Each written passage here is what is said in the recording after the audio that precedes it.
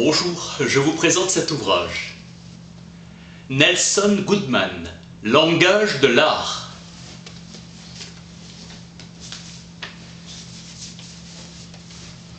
Une approche de la théorie des symboles. Goodman figure de proue du nominalisme épistémologique. Son pari philosophique est de repenser la stratégie cognitive à partir du fait de l'hétérogénéité des modes de symbolisation et des conditions que ce fait impose à une rationalité ouverte et évolutive. Collaboration avec Keane. Recherche sur la synonymie. La notion de vérité est à penser comme cas particulier de justesse, relativisé à des critères d'acceptabilité. Avec Goodman, l'ironie n'est jamais absente et s'amuse à renvoyer dos à dos ses adversaires désorientés. Maillon intermédiaire entre le réductionnisme positiviste qui cherche à dissoudre l'art au nom d'une subjectivité sans compromis et la récupération de la critique d'art. Goodman, héritier philosophique de Carnap. Son objectif n'est pas de découvrir les conditions de signification des énoncés esthétiques ni la spécificité du concept d'art, mais d'élaborer un système rigoureux de variables objectuelles et de relations fonctionnelles capables d'en expliquer le fonctionnement. Son entreprise est une logique de la schématisation artistique, une théorie de la symbolisation applicable aux objets de l'art et au fonctionnement des œuvres. Parler de symbole ne doit pas plus s'orienter vers une philosophie de tendance analogique que vers une surintellectualisation, mais inviter à mettre l'accent sur le processus d'interaction entre l'objet et les formes d'usage qui lui confèrent une pertinence artistique. Importance reconnue à la portée délocutive des symboles artistiques. On aborde une œuvre d'art comme un message absolu et autonome, comme un objet naturel qui peut recevoir toute interprétation préservant une cohérence minimale de son contenu. Un choix opposé serait d'adhérer à une conception externaliste. L'enjeu de l'analyse se concentre sur la relation entre l'œuvre en tant que symbole et le type de réalité qui lui correspond. Ambition de l'abécédaire de la forme-couleur développée par Vazzarelli. Conviction nominaliste de Goodman, attachée à un mode d'individu sans classe ni propriété, que seule notre capacité à imposer un ordre rationnel sauve de l'indifférence et du chaos. Il fait éclater l'unité factice d'une notion qui confond sous le même terme une relation dyadique entre image et référent, et une relation monadique des images d'une même catégorie. La tâche d'un expert artistique est plus délicate que celle d'un contremaître. Attitude active de l'homme devant les mondes qu'il ne cesse de fabriquer par sa manipulation des choses et des signes, en multipliant les variations. Diversité phénoménale et réorganisation de ses propres catégories d'appréhension, faire et savoir ne font qu'un. Plaidoyer vigoureux pour une transdisciplinarité de la démarche cognitive. Goodman s'en prend à l'image si répandue d'une esthétique émotionnelle. Divorce entre l'art et la science. L'art est la plus stimulante des philosophies. Modèle irremplaçable de réussite symbolique. Une image peut représenter un objet, doit être un symbole. La ressemblance n'est pas nécessaire pour la référence. La dénotation est le cœur de la représentation et elle est indépendante de la ressemblance. Ernest Gombrich insiste qu'il n'existe pas d'œil innocent, il est obsédé par son propre passé. Avec Kant, l'œil innocent est aveugle et l'esprit vierge vide. Un artiste adoptera la perspective de l'innocence de l'œil. Le comportement de la lumière ne corrobore ni notre manière habituelle de rendre l'espace, ni aucune autre. La perspective ne fournit pas de normes de fidélité qui soient absolues ou indépendantes. L'imitation n'est pas un indicateur de réalisme en sculpture et en peinture. Le sculpteur entreprend un subtil et complexe problème de traduction.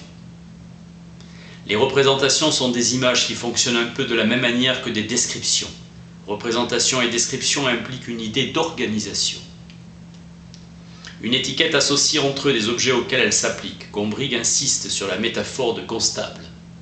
La peinture est une science dont les images ne sont que les expériences. La représentation et la description efficaces réclament l'invention. Elles sont créatrices. Elles s'informent l'une l'autre. Elles forment, rattachent et distinguent les objets. La nature est un produit de l'art et du discours. Quelqu'un se plaignait que son portrait de Gertrude Stein n'était pas ressemblant. Picasso répondit « Aucune importance, il le deviendra ».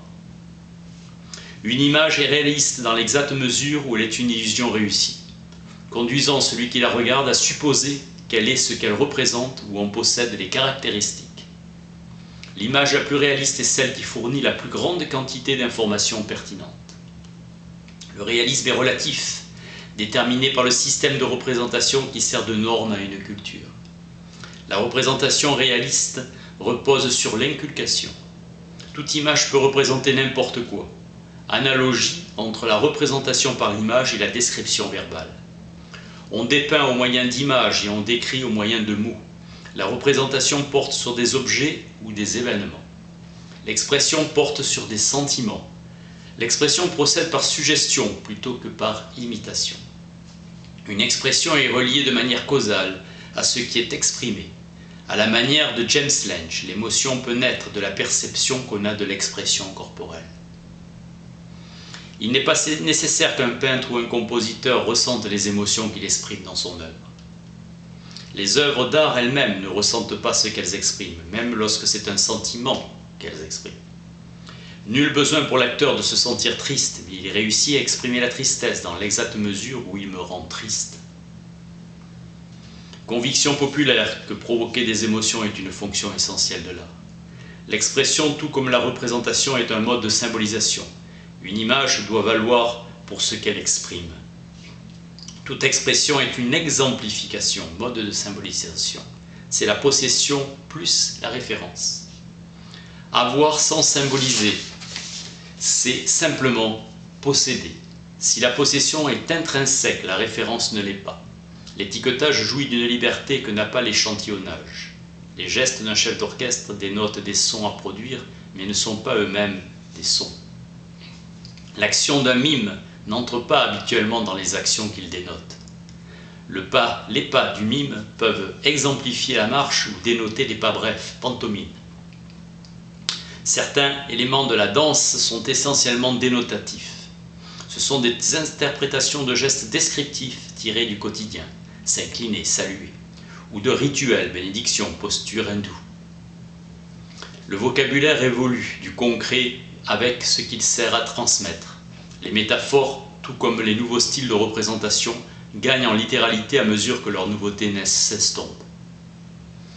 Une métaphore est une idylle entre un prédicat qui a un passé et un objet qui cède tout en protestant. La vérité d'une métaphore ne garantit pas son efficacité. Ce qui est exprimé est métaphoriquement exemplifié.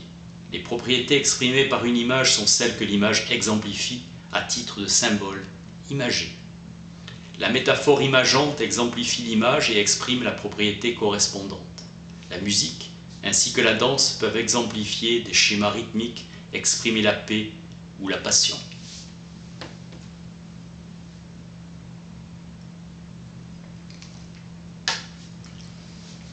L'expression rapporte le symbole à une étiquette qui le dénote métaphoriquement. Exemplifier ou exprimer, c'est exhiber plutôt que dépeindre ou décrire.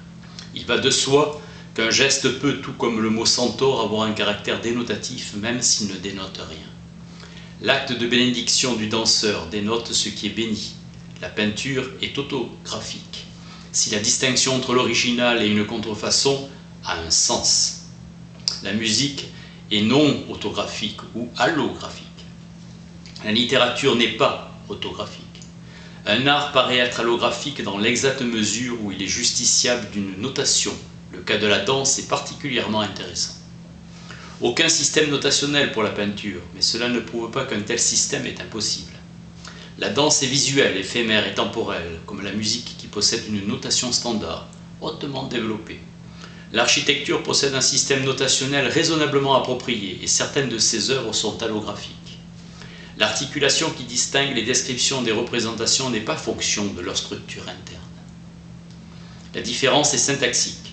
L'attitude esthétique désavoue les visées pratiques, elle est questionnante et fait contraste avec l'acquisition et la préservation de soi.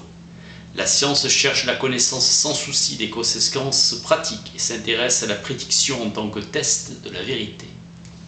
La recherche désintéressée embrasse à la fois l'expérience scientifique et l'expérience esthétique. L'expérience esthétique ne se distingue pas du tout par le plaisir, mais par une émotion esthétique spéciale. Ce qui compte n'est pas le plaisir obtenu, mais le plaisir objectivé, le plaisir deviné dans l'objet, telle une propriété qu'en ferait partie. Considérer le plaisir comme possédé par l'objet, plutôt qu'occasionné par lui. Dire que l'objet a du plaisir peut équivaloir à dire que l'objet exprime le plaisir. La satisfaction échoue à distinguer les objets et les expériences esthétiques des non-esthétiques. Le trait distinctif n'est pas la satisfaction qu'on s'est assurée, mais la satisfaction cherchée.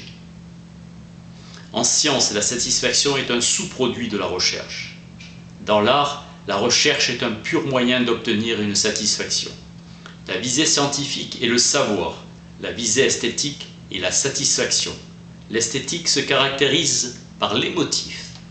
L'art devient une thérapeutique, fournissant un substitut pour la réalité et une sauvegarde. Expérience émotive plutôt que cognitive. Dans l'expérience esthétique, les émotions fonctionnent cognitivement. L'œuvre d'art est appréhendée par les sentiments et par les sens. L'émotion est un moyen de discerner quelle propriété une œuvre possède et exprime. Expériences sensorielles et émotives sont en relation de manière complexe avec les propriétés des objets. La perception, la conception et le sentiment s'entremêlent et interagissent. L'émotion positive ou négative est un mode de sensibilité à l'œuvre. Une œuvre qui exprime peu ou beaucoup d'émotions est significative esthétiquement. L'art et la science ne sont pas complètement étrangers l'un à l'autre. Si le beau exclut le laid, alors beauté devient seulement une appellation alternative et trompeuse du mérite esthétique. L'art nous équipe pour survivre, conquérir et gagner. Il canalise l'énergie en excès qu'il détourne d'issues destructrices. Il rend le scientifique plus fin, le marchand plus avisé et débarrasse les rues des jeunes délinquants. L'art n'a pas le sens pratique. La symbolisation est un penchant irrépressible de l'homme. Les hommes symbolisent parce qu'ils sont humains.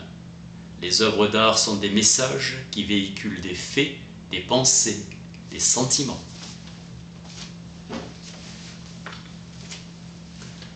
Nelson Goodman, langage de l'art. Merci.